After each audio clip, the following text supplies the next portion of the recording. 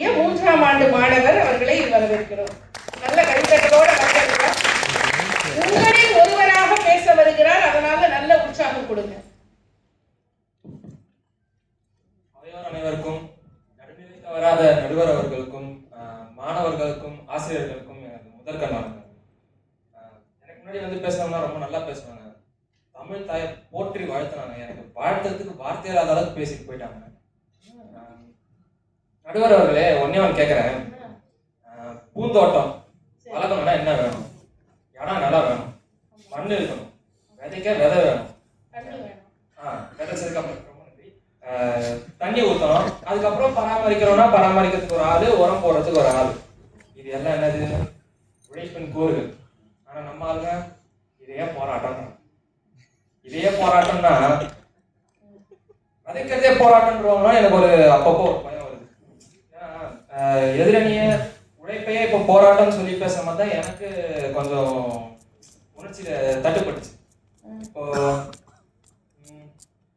அந்த காலத்துல ட்ரெயினுக்கு டிக்கெட் வாங்கணும் அப்படின்னா ஸ்டேஷன் போகணும், ஒரு குறிப்பிட்ட ஸ்டேஷன். அதாவது உதாரணத்துக்கு சென்ட்ரல் நிலையம் எடுத்துக்கும், அப்படி இல்லைன்னா டெலிஃபோன் எக்ஸ்சேஞ்சு, மணி ஆர்டர், இதெல்லாம் அந்த காலத்துல ரொம்ப கஷ்டமான விஷயம் தான்.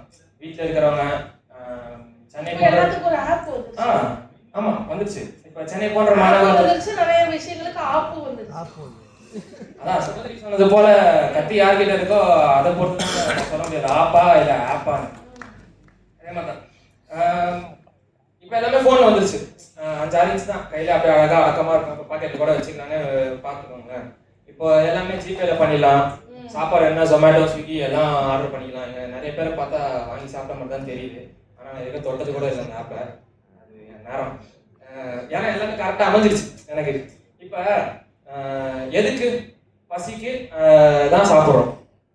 அந்த ஆப்பை ஓப்பன் பண்ணி என்ன வாங்கலாம், எப்போ வாங்கலாம், எந்த ஹோட்டல்ல வாங்கலாம் அப்படின்னு சொல்லிட்டு முழு நேரமா யோசிக்கிறாங்க. மனசு அலைப்பாயுது. அதனால வர போராட்டம் வேற. இப்போ அந்த மனசு கீழே கொஞ்சம் அப்படியே இறங்கி வந்து பார்த்தோன்னா வயிறுன்னு ஒன்று இருக்கும், பசி. பசிக்குன்னு சொல்லி வாங்கி சாப்பிட்றது விட்டுட்டு மனசு ஆத்ம திருப்தியே அடையலப்பா, எனக்கு இன்னும் வேணும் வாங்கி சாப்பிட்டு வயிற்று வலின்னு சொல்லிட்டு மருத்துவமனையில அனுமதிக்கப்பட்ட பிறகு நாளைக்கு டெட்லைன் ஒன்று இருக்கும், கரெக்டா 12 மணிக்கு. வாழ்க்கையே போராட்டம். உடம்பு சரியில்லாம போயிடுச்சு, நான் ஹாஸ்பிட்டல்ல படுத்து கிடக்குறேன். நான் கேட்டேனா?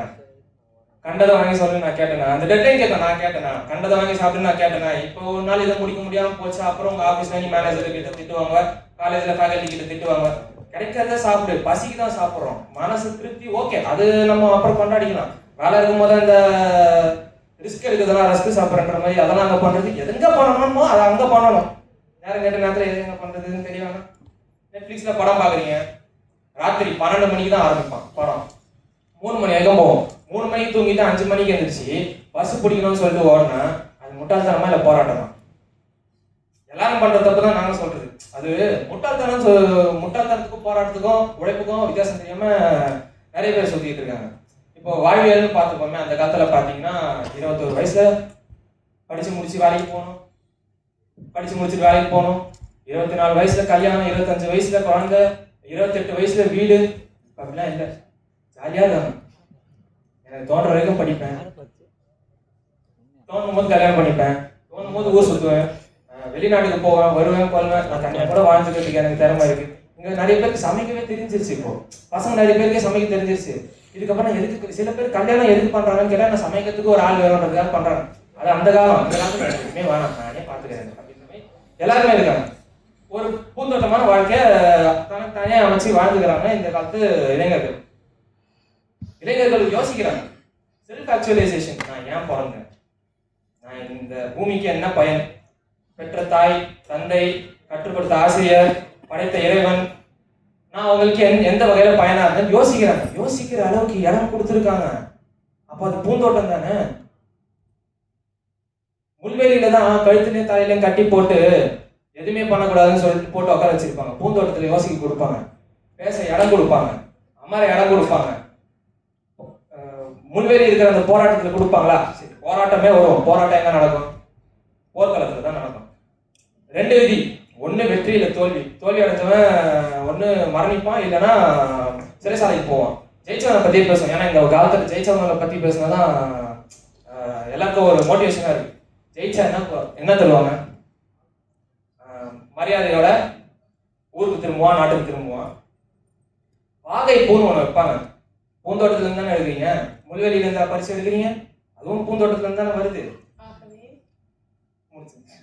இப்போ சிவபாலன் அவர்கள், சகோதரர் சிவபாலன் அவர்கள் வந்து மனக்குமுறல்கள் அப்படியே கொட்டி தீர்த்தார். அது குப்பையை வெள்ள கொட்ட மாதிரி எனக்கு உணர்ச்சி தட்டுப்பட்டுச்சு. ஏன்னா உள்ள அப்படியே அழுத்தி வச்சு எல்லாமே இங்கதான் வந்து கொட்டணும். பேச இடம் கொடுத்துருக்காங்க தம்பி. வீட்டில் பேசலாம், இங்கேயும் பேச வாய்ப்பு தான். இங்கே எனக்கு வாய்ப்பே கொடுத்துருக்காங்க. இது எனக்கு முதல் வாய்ப்பு. தைரியமா வந்து பேசுறேன். பேச வேண்டிய இடத்துல பேசினா மனசுல அழுத்தி வச்சுக்கணும்னு அவசியமே இல்லை. நீங்களாவே அழுத்தி வச்சு நீங்களாவே உள்ள குத்திக்கிட்டு கேட்ட அப்புறம் போராட்டம். முள்வேலியே ரொம்ப அழுத்தமா சொன்னார். என்ன பண்றது? அப்புறம் ஆசிரியர் நளினி பிரியா மேம் வந்து சொன்னாங்க, வாழ்க்கை போராட்டம் இருக்கு, துபாய் மன்னரோட பிஏ நம்ம சவிதா கல்லூரிக்கு வந்திருந்தாரு அப்படின்னு சொல்லிட்டு. போராட்டமா இருந்தா சவிதா கல்லூரி மாணவர்களை பார்த்து ஏன் வியந்திருக்கணும்? பூந்தாட்டமா இருந்ததுனால தானே வியந்தாரு. உண்மையா இல்லையா? பூந்தாட்டமா இருந்ததுனால தானே வியந்தாரு. இல்லைன்னா ஏன் இங்க வந்து வியந்திருக்கு போறாரு? நேரம் மெரினா பீச் போயிட்டு கடல் அழகா இருக்கேன், மணல் அழகா இருக்கேன்னு அதை பார்த்து வியந்திருக்கலாமே. எதுக்கு இங்க வரணும்? இங்க பூந்தோட்டமா இருக்குன்னு இளைஞர்கள் வாழ்க்கை பூந்தோட்டமா இருக்கு. தோட்டமா இல்ல, பூ கூட்டமாவே இருக்கு. ஆகையால இன்றைய இளைஞர்களின் வாழ்க்கை பூந்தோட்டம் தான். தலைப்பு இன்றைய இளைஞர்கள். அன்றைய இளைஞர்கள், அதாவது நம்ம அப்பா அம்மா, எங்களோட அப்பா அம்மாலாம் ரொம்ப கஷ்டப்பட்டு இந்த வாழ்க்கையெல்லாம் வாழ்ந்து போராடி உழைத்து இந்த மாதிரி ஒரு அழகான நிலையை எங்களுக்கு அமைச்சு கொடுத்துருக்காங்க. அதுக்கு நாங்கள் ரொம்ப நன்றி கடன் போட்டிருக்கோம். எவ்வளோ பண்ணாலும் தீரவே தீர. அது அன்றைய இளைஞர்கள். ஒன்று சொல்லுவாங்க, நான் பட்ட கஷ்டம் என் பிள்ளை படக்கூடாது அப்படின்ட்டு. அவங்க முள்வெளியில போட்டு புரட்டி எடுத்து வந்தவங்க தான். எங்களுக்கு அவங்க முள்படுக்கையெல்லாம் தரலையே, பூவாலான படுக்கை தானே தந்திருக்காங்க. அவங்க போட்ட உழைப்பு தான் இன்னைக்கு நாங்கள் வாழ்ற இந்த இன்றைய இளைஞர்களோட பூந்தோட்டமான வாழ்க்கையே என்று நான் அன்று உழைத்த அனைத்து நல்லுள்ளங்களுக்கும் நன்றி கூற விரும்புகிறேன். அப்புறம் எல்லாருக்கும் ஒன்னே ஒன்று கடைசியா முடிச்சுக்கிறேன். ஒன்னே ஒன்று கடைசியா, கண்ணை மூடி ஒரு பாலைவனத்துல இருக்கிறத யோசிக்கோங்க. எல்லாருமே கொஞ்சம் கண்ணை மூடி எல்லாரும் பாலைவனத்துல இருக்கிறத யோசிக்கோங்க. நடந்து போறீங்க, ரொம்ப தூரம் நடந்து போறீங்க, கண்ணுக்கு பச்சை பசேல்னு ஒன்று தெரியுது. இன்னும் கிட்ட போனோன்னே அப்படியே கொஞ்சம் செக்க செவேன்னு பச்சை பசேன்னு எல்லாம் தெரியுது. போனா அதான் தெரியுது, அது ரோஜா பூந்தோட்டம்னு. என்ன தெரிஞ்சது உங்க கண்ணுக்கு எல்லாருக்கும்? ரோஜா தானே தெரிஞ்சது, கீழே இருக்கிற முள்ளா தெரிஞ்சது இல்ல. நன்மையை பார்க்க தெரிஞ்ச நமக்கு அதை நன்மையா எடுத்துக்கவும் தெரியுது, அதை அப்படியே தீமையா மாற்றவும் தெரியுது. அவங்க சொன்ன மாதிரி தான், கத்தி யார் கையில இருக்கோ அதுதான் தீர்மானிக்கும், பேனா யார் கையில இருக்கோ அதுதான் தீர்மானிக்கும். இன்னைக்கு என் கையில இருந்துச்சு, இன்னைக்கு பேச வாய்ப்பு கிடைச்சது, நாளைக்கு வேற யார் கையிலாவது இருக்கும், அவங்களால தேர்வுல தேர்ச்சி பெற முடியும். இதை வச்சு என்ன வேணாலும் பண்ணலாம். எனக்கு வாய்ப்பு அளித்த இந்த கல்லூரிக்கும் மாணவர்கள்